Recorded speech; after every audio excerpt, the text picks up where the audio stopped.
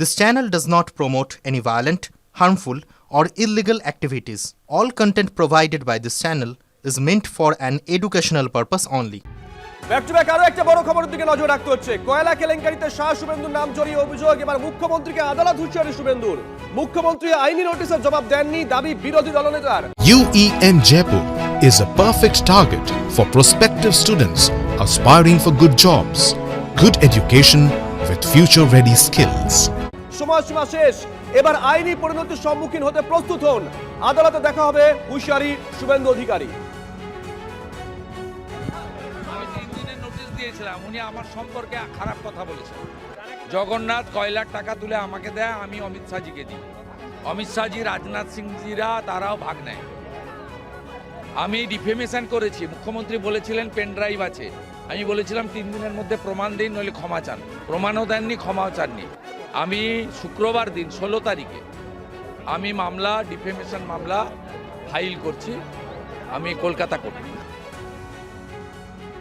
কয়লাকাণ্ডে অমিত শাহ ও শুভেন্দু অধিকারী সম্পর্কে ঠিক কি বলেছিলেন মুখ্যমন্ত্রী, শুনুন। বলছে কয়লার টাকা কে খায়? অমিত শাহ খায়, হোম মিনিস্টার। কি করে খায়?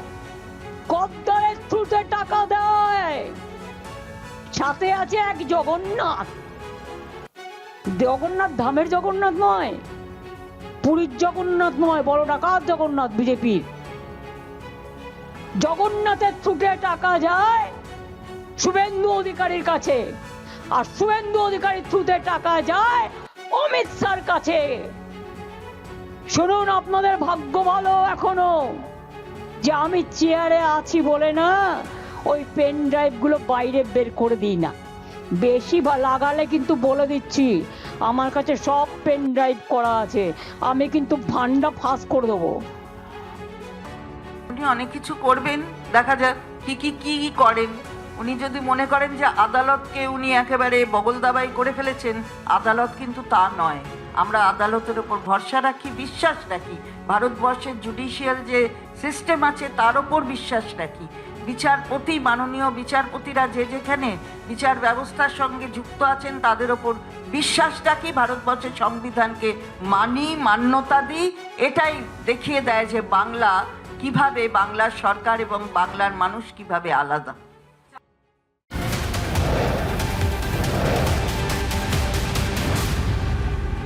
ব্যাক টু ব্যাক আরো একটা বড় খবর। শুভেন্দু অধিকারীকে নোটিশ দিল চাঁচল থানার পুলিশ। প্রাক্তন পুলিশ কর্তা তথা তৃণমূল কংগ্রেস নেতা প্রসূন বন্দ্যোপাধ্যায় সম্পর্কে বিতর্কিত মন্তব্যের জেরে নোটিশ। 2 জানুয়ারি চাঁচলের সভা থেকে প্রসূন বন্দ্যোপাধ্যায়কে দুর্নীতিগ্রস্ত বলে আক্রমণ করেন শুভেন্দু অধিকারী।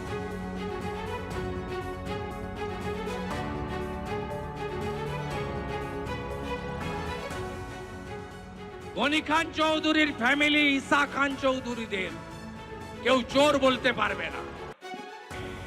আজকে যাদের হাতে চলে গেছে, সেদিন খগেন মুর্মুর কাউন্টিং এজেন্টদেরকে কাউন্টিং এর আগের দিন এই প্রসূন, এটা ডাকাত, লম্পট, চরিত্রহীন ইয়াসিনকে নিয়ে গিয়ে লুট করতে গেছিল। শুভেন্দুবাবু যেটা বলেছেন সেটা আমরা সবাই শুনেছি। উনি কী বলেছেন, পলিটিক্যাল মঞ্চ থেকে বলা একটা বিষয়। এটাকে নিয়ে মামলা কেউ করতেই পারে, সেটা হচ্ছে কোর্টে গিয়ে আমার সম্মানহানি হয়েছে এই মামলা কেউ করতে পারে।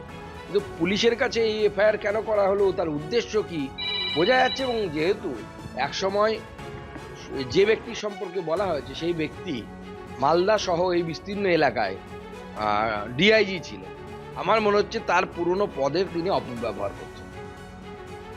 তো পুলিশের আধিকারিক সম্পর্কে কেন, যে কোনো সাধারণ মানুষ সম্পর্কে যদি কেউ অশ্রাব্য ভাষায় কথা বলে, যদি কেউ আইন বহির্ভূত ভাষায় কথা বলে, তার বিরুদ্ধে আইনি পদক্ষেপ হবে। আইনি পদক্ষেপ এত ভয় কেন?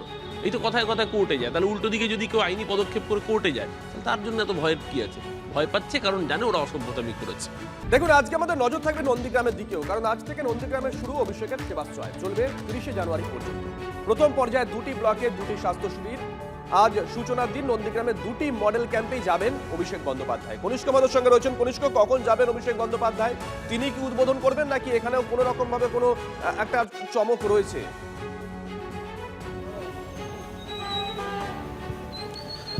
দেখো একদমই শুভ, যেমনটা বললে তুমি চমকের কথা, ঠিক চমকই জানো, কারণ নন্দীগ্রাম জায়গাটা পট পরিবর্তনের যে প্রধান কাণ্ডারি যেটা বলা হয়, জমি আন্দোলনের পীঠস্থান, অন্তত রাজনৈতিক মহল এমনটাই দাবি করে। আর সেই নন্দীগ্রামেই একটা কর্মসূচি হবে আর সেখানে শহীদ পরিবার থাকবে না, সেটা কিন্তু হতে পারে না। আর ঠিক তেমনই নন্দীগ্রামের দুটো যে সেবাশ্রয় ক্যাম্প তৈরি হয়েছে, বা যেটা সকাল 9টায় দুটো জায়গাতে, অর্থাৎ নন্দীগ্রাম 1 নম্বর ব্লকে একটা এবং নন্দীগ্রাম 2 নম্বর ব্লকে একটা, দুটো ব্লকের সেবাশ্রয় ক্যাম্পের উদ্বোধন করবেন নন্দীগ্রামের শহীদ পরিবারের সদস্যরা। দুটো ক্যাম্পেই থাকবে শহীদ পরিবারের সদস্যরা ঠিক সকাল 9টায়, এমনটাই এখনো পর্যন্ত যেটা টাইম রয়েছে। আর পাশাপাশি কিন্তু তোমাকে ক্যাম্পটা দেখানোর চেষ্টা করব, এটা হচ্ছে নন্দীগ্রাম 2 নম্বর ব্লক অর্থাৎ খোদামবাড়ি এলাকার যে সেবাশ্রয় ক্যাম্প। আর ইতিমধ্যেই সকাল 9টায় এই ক্যাম্পের শহীদ পরিবারের হাত ধরে উদ্বোধন হওয়ার কথা।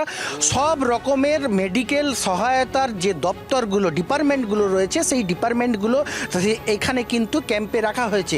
তার পাশাপাশি প্রচুর মানুষ এখানে নন্দীগ্রামের বিভিন্ন প্রান্ত থেকে, তার পাশাপাশি জেলার বিভিন্ন প্রান্ত থেকে এই ক্যাম্পে আসবেন বলে এমনটাই কিন্তু এখানকার যারা আয়োজক তারা কিন্তু অনুমান করছেন। তার পাশাপাশি কিন্তু সবথেকে বড় বিষয়, জায়গাটা নন্দীগ্রাম, 26-এর নির্বাচন রয়েছে, তার আগে কিন্তু অন্তত রাজনৈতিক মহল মনে করছে নন্দীগ্রামের এই সেবাশ্রয় যা মাস্টার স্ট্রোক হতে পারে অর্থাৎ রাজ্যের শাসক দল তৃণমূল কংগ্রেসের কাছে।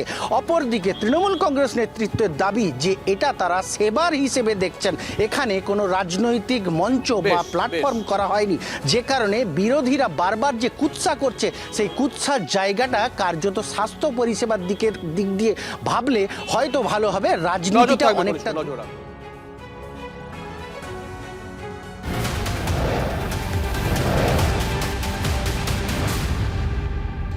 এদিকে সেবাশ্রয় উদ্বোধনের আগেই নন্দীগ্রামে উত্তেজনা। সেবাশ্রয়ের ব্যানার লাগাতে গিয়ে আক্রান্ত তৃণমূল কংগ্রেস, বিজেপির বিরুদ্ধে হামলার অভিযোগ শাসক দলে। ব্লক তৃণমূলের কোর কমিটির সদস্য সহ আহত একাধিক। প্রতিক্রিয়া মেলেনি বিজেপির। ঘটনাস্থলে নন্দীগ্রাম থানার বিশাল পুলিশ বাহিনী পৌঁছল। স্বাস্থ্যের লক্ষ্যে এই বোর্ডটা লাগানো হয়েছে, এখানে কোনো পার্টির কোনো নেই, সাধারণ মানুষের জন্য এই সেবার এটা করেছে, কোনো কথা নেই। আমাকে প্রথম ছুটে আসে ওই দীপঙ্কর জানা, আমাকে কান ঘুরেও মারা প্রচুর লেগেছে এবং মাথায়ও মারে এবং ঠেলাঠেলি করে ওখানে একজন আমাকে অপরের বাড়িতে না ঢুকেছিল, আমাকে হয়তো আজকে প্রাণেই মেরে দিত। দুই হচ্ছে আমাদের সুভ্রান্ত সামন্ত, প্রদীপ ফাঁকা এবং টোটন জানা, ওদেরকে বলে তোমরা বোর্ড খুলে নাও, করে আমার বোর্ডটা তোমরা খুলবে বলে বলার সঙ্গে সঙ্গে বোর্ডটা ভেঙে দিল এবং এদেরকেও এরা মিলিতভাবে মারধর করে। কানের ভয়ে লোকের বাড়িতে লুকিয়েছিলাম, পরে অন্য লোক নিয়ে এসে আমাকে উদ্ধার করে।